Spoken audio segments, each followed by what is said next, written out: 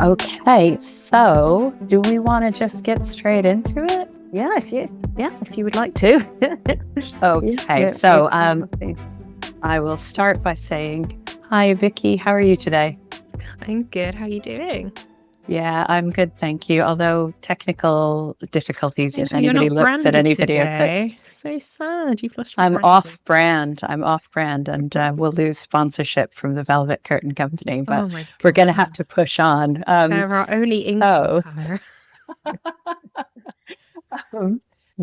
I'm probably just making mistakes because I'm giddy because we have wonderful guests, not one, but two. So if you would like, I can do a little intro to set the scene. Yes, please. Yeah, sounds Okay. So today we are very happy to be welcoming Adele Cordner and Claire Drewitt, both of the Her Story Theatre Company and many other things. Her Story is a group founded in South Wales to explore the lives of women in history and today through engaging theatre experience.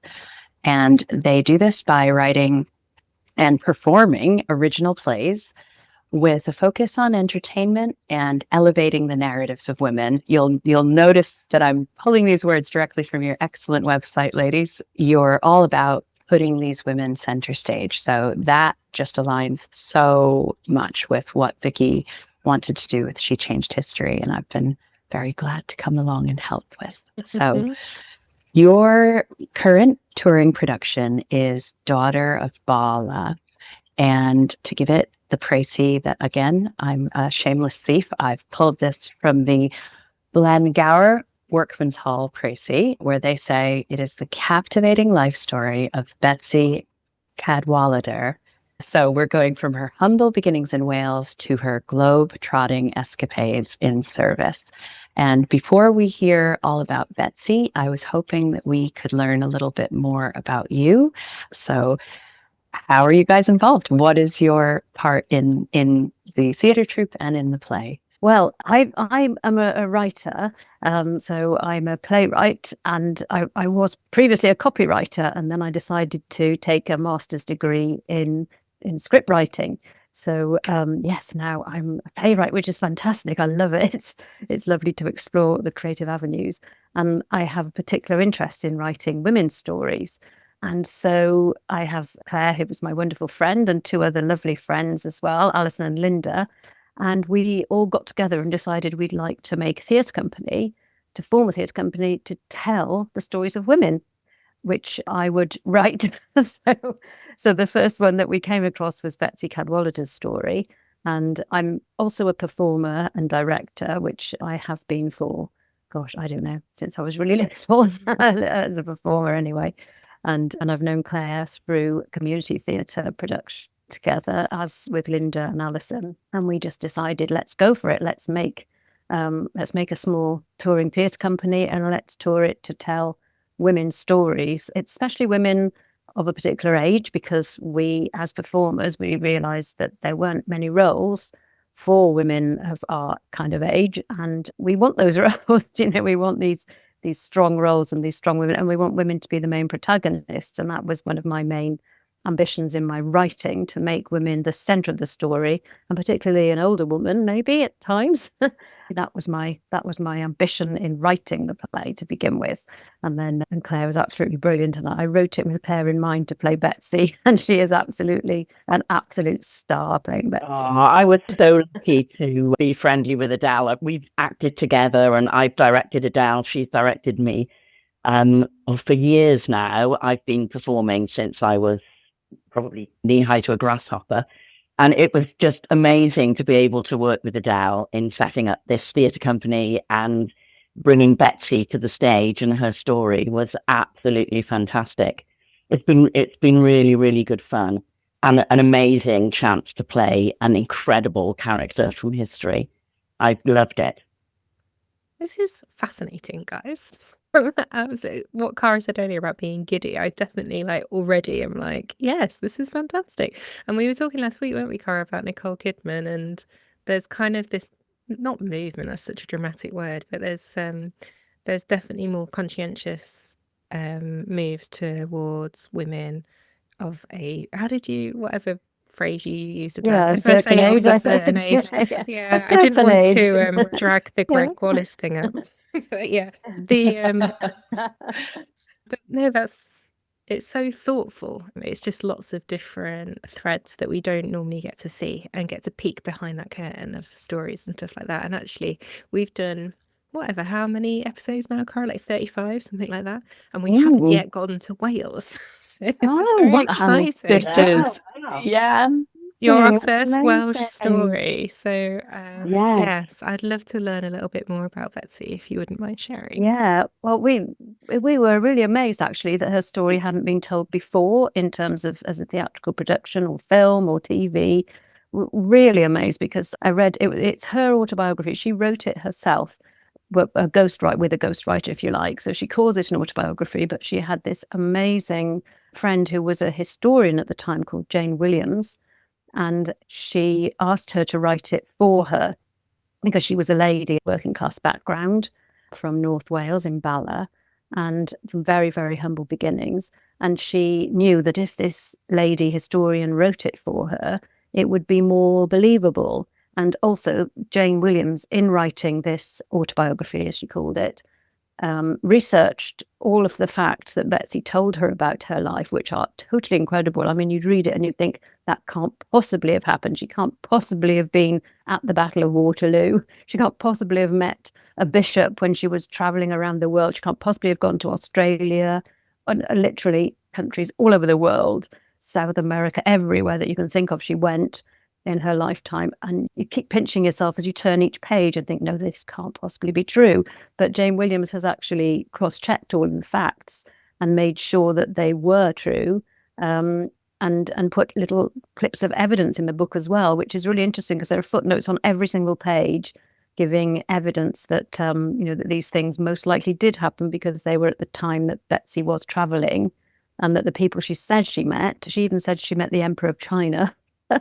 Accidentally walking into a hall where he was sitting on the floor smoking a pipe, because she was on an adventure there at the time, and she was very adventurous and just went exploring off by herself. So she was an absolute incredible character. And I just read her and read the book, couldn't stop turning the pages.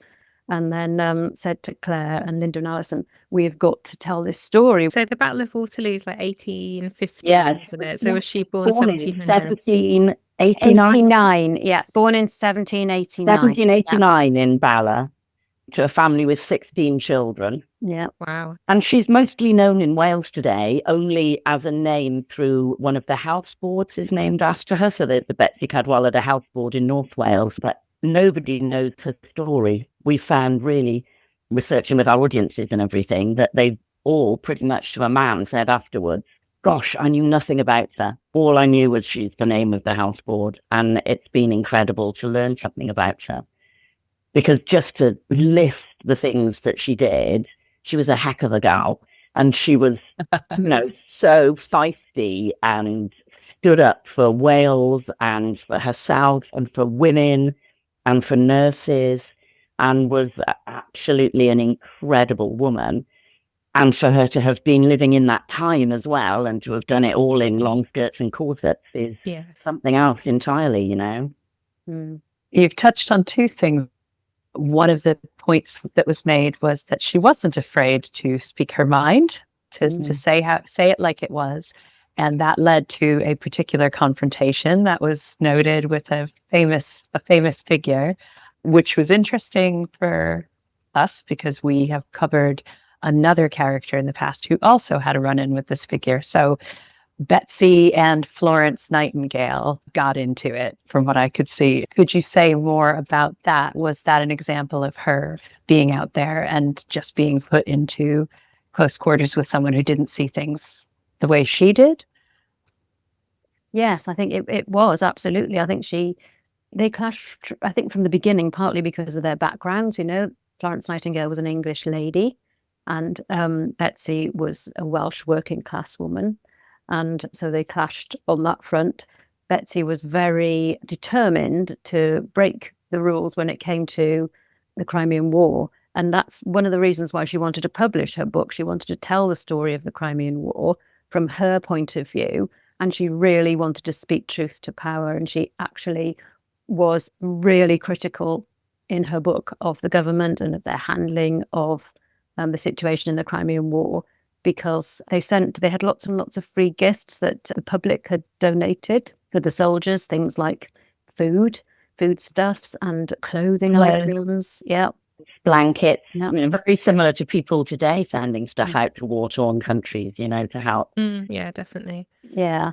But these supplies were not allowed to be released to the men without signatures from a doctor and then military men as well. So the doctors were just all too busy. There was hardly any doctors there, and they were looking after like hundreds and hundreds of patients and soldiers who were very badly wounded. So they didn't have time to be signing requisitions and getting them countersigned.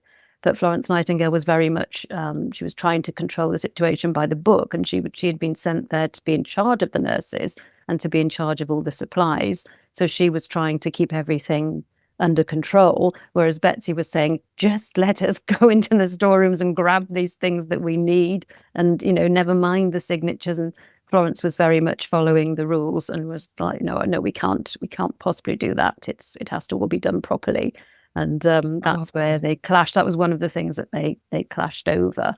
The other way that they majorly clashed as well was the battlefield and the soldiers in the Crimea, whereas Florence Nightingale was mostly based in Scutari in Turkey, which was about 300 miles from where the men were actually being injured. And Betsy had a kind of complained that the nurses weren't allowed to go on the wards and help the men in the hospitals at Scutari, and she felt like she was being useless. And so she campaigned and fought with Florence Nightingale to be sent out to Balaclava, actually to the Crimea, so she could nurse the soldiers there. And I think when she did get there as well, she just took over and got things going to the men, got them, turned her horror at what she saw there into action, and got, beds for the men, got them organized, started a kitchen, started cooking on braziers for all the men and making sure that they had a good diet, and then making friends with Lord Raglan, who was very supportive of her efforts in helping the men up front. Yeah. She was very actiony, just want to get stuck in and do it. Yes, yeah. She was incredibly frustrated when she first got to the Crimea that she didn't actually get there. They kept her on first they sent her to a house. Yeah, it was Therapia, wasn't it? It was a house belonging to the local ambassador, and they sent them there for a week or two. They kind of kept them away from even from the Scutari base for weeks on end, and she couldn't understand why. She just wanted to get straight to the men and get to work and help and nurse them. And she discovered later that it was because Florence Nightingale didn't actually want any more nurses. She went out with a group of 40, and she didn't expect any more. She didn't have facilities for any more. She felt she didn't have a budget for any more. She didn't have anywhere to sleep. And so she was really angry apparently when she realized that this extra party of nurses had been sent, and she didn't know how she was going to cope with that, because she was barely coping, I think, with having 40. It was too much because of the situation there and the conditions, which were horrendous. And she was horrified at having to cope with more nurses. And so Betsy didn't discover that until she actually arrived later, after petitioning the lady who was kind of looking after them all and saying, we want to go. And she was getting very, very frustrated and angry. At her age, in order to get there. Wow. Yeah. I think incredible. She said that she was 55 in order to be sent out there, but she was actually 65 when she travelled. Wow. Which is, really something. Yeah. Absolutely. And she worked herself to the bone. She slept in the kitchen so that she could be on hand if anybody needed her in the night, and just exhausted herself in order to serve her fellow countrymen. She was, from the minute she read it in the newspaper, she was living in London at the time, and she was working as a housekeeper, and she had recently trained as a nurse at Guy's Hospital in London. And she'd had a whole lifetime of travel, which we can tell you about as well, because she spent literally, up until that point, she'd travelled the world on a ship and worked as a housekeeper, as a nanny. She'd done so many different jobs. And she was working in London and read about the Crimean War in the newspaper and was really horrified at what state the soldiers were reported to be in. And this was, of course, the first time that that battlefield reporting happened, that we actually had reporters who could tell the story of what was happening there. And everybody was horrified, apparently, in the country when they read about this and the poor soldiers being treated so badly. But Betsy was like, straight away, her first thought was, I'm going. I've got to find out what's happening. I'm going. I'm getting on a ship and I'm going. And she just did absolutely everything to get there. She literally went to see anyone she could think of, any friends and contacts that she could think of that would help her to get there. She would walk across London to find them and persuade them to let her see the lady who was organising the nurses. And I just can't believe she actually did that and actually got there out of just 40 nurses. And a lot of them were nuns as well. So it was a very, very small number that she managed to persuade them that she was a good nurse and that she would serve well. And also that she was 10 years younger than she really was. I love it. Yeah. Well, I'm hearing tenacity, I'm hearing courage, and I'm hearing excellent skincare routine because because pulling off saying she's 10 years younger, that is not nothing, let me tell you. Yeah. So the courage to throw herself out there and get into it. You've just mentioned that she traveled before the Crimea, which I hadn't realized. So she was already out exploring the world as a woman at that point in history. That's crazy. Can you say more about that? So she ran away from home when she was about 9 and went to live with some people who were still living in Bala, but in a big house, a reverend and his wife. And she was a companion to the wife who taught her to read and write, to speak English, to play the harp, but she wanted to stay independent. She wanted to do something for herself. So she ran away from that house and got a passage on a ship to Liverpool and went into service there. She had various jobs in Liverpool. Then she came across, she was working for a pretty nasty woman by the sound of it, and told her story to a passerby who turned out to be an Indian princess who was married to a nobleman called Sir George. And she went to work in their household. And she travelled with them on the grand tour around Europe, which is where she went to the aftermath of the Battle of Waterloo, and she met the young Napoleon. She was in Paris when King Louis XVIII was restored. She climbed Vesuvius. She went to Spain. She had an incredible journey there, and that gave her a real taste for travel. And she then got a job on board ship. See why you were like, we need to fact check this autobiography. Yeah, So random. So she travelled all over the world. She spent quite a long time in Australia. She had lots of proposals of marriage from people all over the world, but she never wanted to lose her independence. She always decided that she would stay single. So there were apparently a lot of proposals in Australia where there were 30 men to every woman there. So she did well to churn out then. One guy kidnapped her and tried to marry her by force, but she ran away again. That's not a proposal. Yeah, that's not okay. That's not how we do things. That she stood up to him and ran off. She was in India for quite a time. It's a lovely story that we tell in the play where she was sent with 3 Burmese ladies, wanted to go from the ship back to their home in a village. And Betsy was asked to accompany them because nobody else would go. So she said, well, I will. And it turned out that they were sent on elephants. Somebody just whispered in the ear of the elephant. They set off through the jungle for a full day and evening, then stopped at a random posting house where they spent the night, got back on the elephants the next day, whispered in their ear, off they went again to the place where the Burmese ladies were going to, and then Betsy was sent back on the elephant by herself, all the way to the ship. It makes Uber look pretty weak, doesn't it? Exactly. She would look for a Welsh chapel as well, or a Welsh-speaking community, and invariably find one as well, which was really incredible. because she was Welsh speaking, obviously, from birth. And her father was also a very famous Welsh preacher. So religion was very important to her. The Bible was very important to her. And she actually had the first copy of the Welsh Bible, the same one that Mary Jones had. You might have heard the story of Mary Jones, who had the first Welsh Bible that was published. And the man who published this Bible was actually a family friend of Betsy's. So she got the same one as well. So she carried this Bible with her all her life. And she lived her life by the Bible in a very, very honest, really, really honest, fiercely honest. And she really hated to see anything that was dishonest. And if any of the people that she worked for were ever treated her badly, she wouldn't accept it. She would actually stand up for herself and confront, the problem.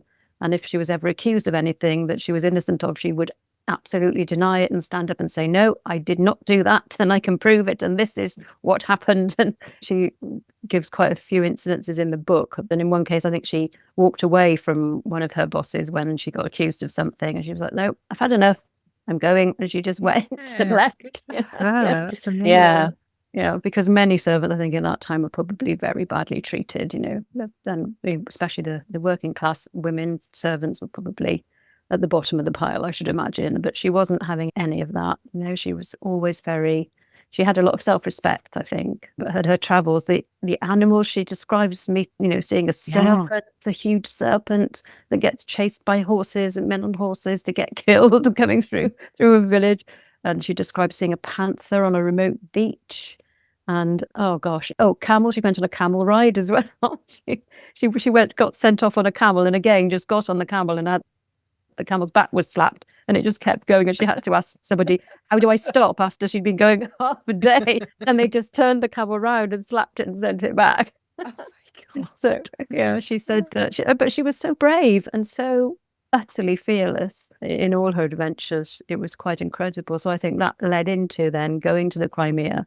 By the time she'd had all those adventures and then decided to come back to London and work, I think she thought she wouldn't travel again at that point, that she'd had enough. But then when she saw the problems in the Crimea, she was desperate to go and get back on the ship and go and find out about it. And she didn't have any fear because she'd already survived several storms on board these huge wooden ships. I just can't believe she survived half of the storms she describes, because they are horrendous and the ships have had to put into port for months and months to get repaired. And she's not phased. She just gets back on when it's repaired and ready to go. Off she goes again. And was she doing all this stuff in like the Victorianist costume, like the wear? Was she doing that in the... She wasn't... That's amazing. Yeah, she was wearing her dress still. And when you are on stage, you are wearing these elaborate costumes as well. And you look wonderful. Did it, however, give you a sense of, good God, how did anyone get anything done? Because it looks like an awful lot going on, layers and corsets and bustles and who knows what. Yeah, it is a lot, and it does make you think, good grief, I'm struggling here. I'm boiling hot because I'm running around for an hour on stage. But this was her life. And she was in, Turkey and India and Australia, not in temperate places at all. I honestly don't know how women did it back in the day. And I think that feeds into the whole idea of telling their stories, because they were doing it with an incredible mountain to climb before they even started doing anything, because the whole, hygiene and costume and everything was so difficult for them to overcome, that any woman doing anything in those days, I think, is really worthy of praise. It's quite incredible. Especially when you add menopause and also time in the morning. It was so long. I need somebody to help me get dressed. Yes, Claire does. Claire has to be tied into the corset for every performance, and then obviously loosened out of it, because Claire can't get in and out of her costume by herself. Yeah. It's impossible because we have to tie the back, and it is quite a lot of layers and a lot of complications. And have petticoats and boots, which they would have worn, and bonnets. Her head was always covered, and even if it was a light cap, she would have always had her head covered. It was a lot to Yeah. bear, but she never complained about that. She was quite proud, I think, of being very clean and tidy. She talks a lot about clothes when she goes to the Crimea because they only gave them one uniform to begin with. She was like, I can't manage with that. I need more. So she took all her own for spares. But she said that some of the nurses wouldn't have had spare dresses to take. They couldn't keep their trunks on board the ship. They had to travel in the hold. So they had no access the whole time to their spare clothes. They just had what they were standing up in. Oh dear. Yeah, all the way there. And that was for a journey of weeks and weeks. Yeah. Yeah. I bet it was very smelly. Yeah. Absolutely. Must have been, can you imagine? Yeah, but she was very annoyed about that because she liked to be clean, especially, when she was nursing. Well, in all of her jobs, actually. Oh my Yeah. God. Yeah. And even as a housekeeper, she was very particular about being clean and tidy and presentable. That was something she was very, very conscious of. And so that really frustrated her when they only gave her very minimal amount of clothing and uniform. And she did make a point of that.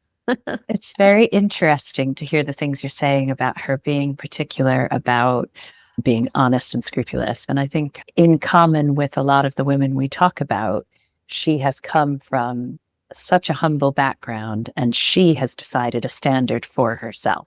She said, this is what I'm going to work to. That hasn't been imposed from the outside. And I wonder if that gives a kind of flexibility that maybe your Florence Nightingales might not have, because they've come through a system where everything is orderly and everything works. And so you just follow the rules and then everything's fine. But I find it so interesting that she is a self-made woman in a very literal sense. She left her family home at 9 and got out there into the world. I can absolutely see why you read this book and thought this is a story that needs to be told. Are there other women on your radar right now who you're starting to kind of think that you might like to do something about in the future? Yes, we're currently hoping to do a production now. We've started our research and thinking about a play about Mary Frost. Now, she is the wife of John Frost, who you may have heard of. We've read a wonderful book by Sylvia Mason, who has told her story, really. So we've been speaking to Sylvia about that and asking her if she would, if she thinks it would make a good play. And she's very excited as well about making that into a play. So she's on our radar now at the moment, and we're hoping to turn this into a production in the near future. So that will hopefully be our next production. So yes, Mary's story is very much untold, because obviously John Frost's story has been told many, many times, but Mary was the silent woman behind him for the whole of the Chartist movement's time. So we thought it would be really interesting to explore a story from that angle. Quite a different woman to Betsy, I think, but very interesting in a different way, in that she's playing a role in the background the whole time. But because that was how ladies had to be at that time, most ladies, even for when we talked about Florence Nightingale as a lady, she had an absolute battle to get accepted as a nurse, and but from her family, she had to really rebel against her family to get where she did. It was just not the done thing for a lady, to go in hospitals and to work. And to be at that close proximity to men, especially to work with men. So in her own way, she also had a class battle. Florence Nightingale's comes up a lot, and we don't ever take away from what she achieved. Like, she had her own light and her own, like you say, battles and stuff. But I think she's such a prominent figure, especially in English education, as like primary school. Like, I swear we did like 6 weeks on her in primary school. Like, she's such a prominent figure. So anything that goes against that narrative that we were taught of kids is very interesting, and it's very like, it makes you realize how complex these women are, and how many layers there are to these stories, and then trying to tell those stories in a succinct and entertaining way is very I wouldn't say it's hard. I enjoy it, but I wonder how you feel. Like, how is it taking that book that you read about Betsy and then turn it into a play? What's that process? How does that? Do you have a set system, or is it quite organic? Yeah, I think it was quite organic, really. I started out writing a one-woman play, and that was sort of how it first of all came to me as a one-woman play, because I just saw Betsy as such a driving force. I thought she's just going to literally speak the narrative and tell the story almost as she does in her own book. But then when we presented it like that, we had a read through of a first reading of the very first draft. And Claire, you can say how you felt about it. Yeah, I think it's safe to say that we heard me read it and thought we need more people in this. No, when we read the story, we realised that there were so many things that had happened, so many events, so many other people involved, that we decided to do it as a two-person play, to have Jane Williams, who wrote the autobiography, bookend the play at either end, and to have Betsy then telling the story with a series of flashbacks, which Jane Williams would then become other people in that story. So in our production, Adele played Jane Williams and played 14 other people who Betsy meets throughout her life, male and female. And that brought a real sense of liveliness to the production, I think, and a lot of humour as well. It's nice to see Adele with a moustache on a stick, that kind of thing. And it gave the audience permission to find these things funny and to engage with it a lot more. And that was really important to us, was to be able to speak to the audience and be able to really bring them in and feel their emotion through it as well.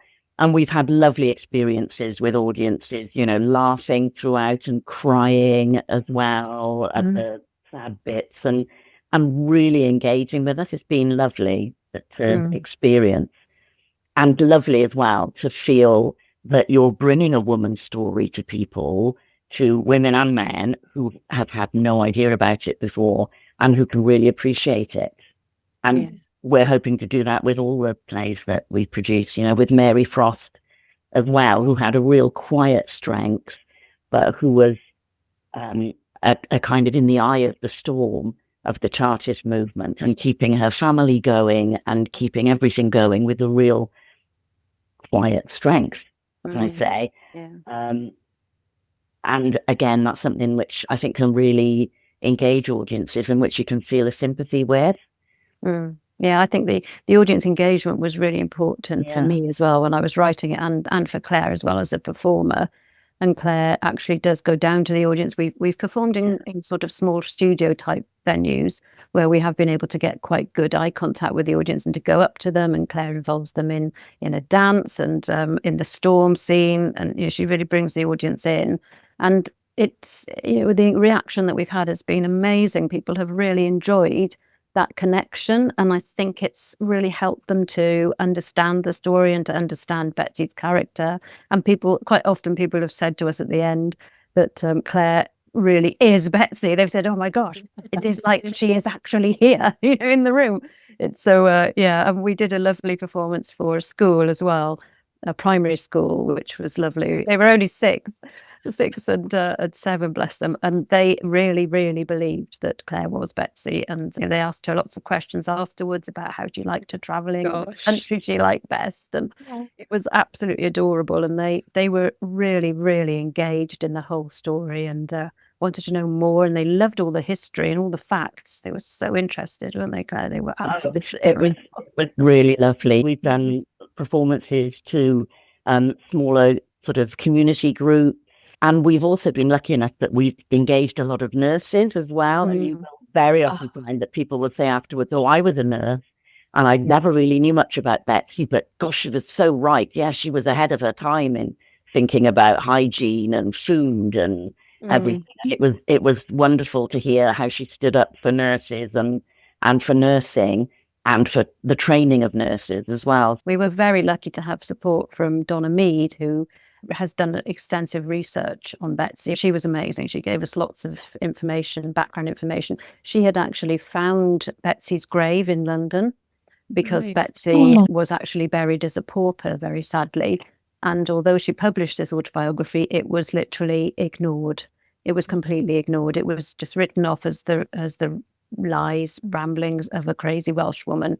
and completely ignored and buried because, of course, she was speaking truth to power. She was criticising the government. She was Welsh, and at that time, the government was trying very hard to suppress Welsh nationalism and the Welsh language. And they were installing English priests in Welsh churches. They were trying to suppress the language and put the English language in all education and stop Welsh language teaching. And the last thing they wanted was a revolutionary Welsh woman publishing this autobiography about her time in the Crimea. And so it was literally pushed aside, written off, buried in history for literally, years and years and years. And then eventually Donna Mead, who works for the RCN, she decided to do a lot of research on Betsy, and she went and found the grave in London and had a lovely service for her and put up a lovely stone with her name on, and the nurses went and had a service and commemorated her life. And that's how then they campaigned for her name to be on the health board in North Wales. So it's now named after her. But that was apparently quite a battle as well, because people didn't know enough about her or her work. So sounds really collaborative, like all these women lifting her up and bringing her forward. It's really maybe a bit emotional. This is really nice. That is gorgeous. Yeah. And however long it took, and that she didn't see it in her lifetime. I spotted that you have got a partnership, I think is the right word, with Nights Out. Where would people be able to book you to come and do a production, or where would people be able to come and see a production of Daughter of Bala? The Night Out scheme is actually run by the Arts Council of Wales. It's a scheme that allows volunteers or community groups to actually book production without having to worry too much about the whole cost, covering the whole cost of it. So the idea is that it takes theatre to communities all over Wales, small venues, and they don't have to worry about covering the costs with their ticket sales, because the Arts Council will subsidise the productions. So it's available to all organisations, all volunteers, maybe village halls, WIs, anywhere really that has a venue that we can perform in. And we don't need a huge space. We're quite happy with a small space, and our set is completely portable. Yeah, it's a really great scheme actually, run by the Arts Council, and we're really delighted that they accepted our production onto it.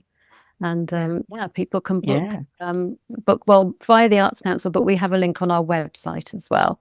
Yes, that's Wales really drives the arts, don't they? They really care about arts and heritage and stuff. We're very good at that kind of thing. Yeah, I think we are a very creative nation. We've also got another couple of performances coming up, which is very exciting, in August.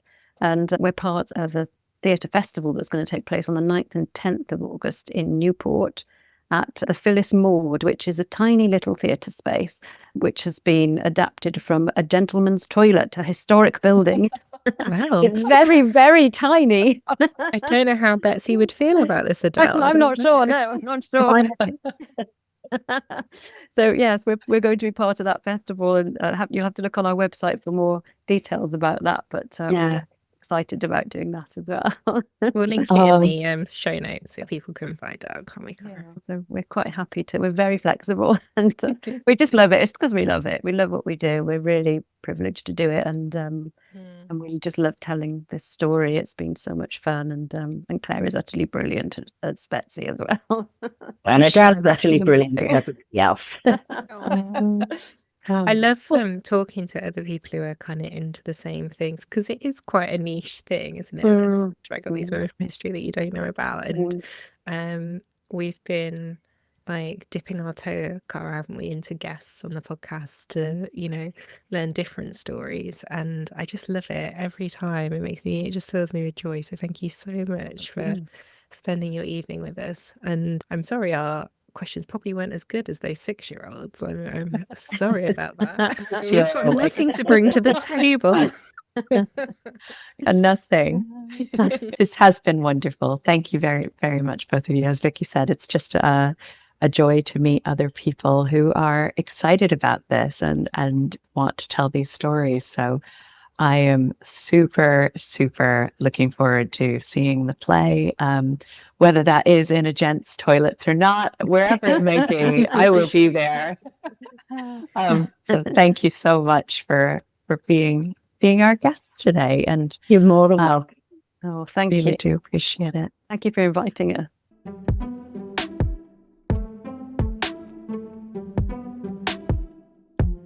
Thank you for listening to this episode of She Changed History. If you enjoyed it, please like, subscribe and comment below. Find us on our socials, Facebook, Instagram and YouTube. If you've got any ideas of women you'd like us to cover in a future episode, please comment on the socials or email us at shechangedhistory@gmail.com. Catch you next time.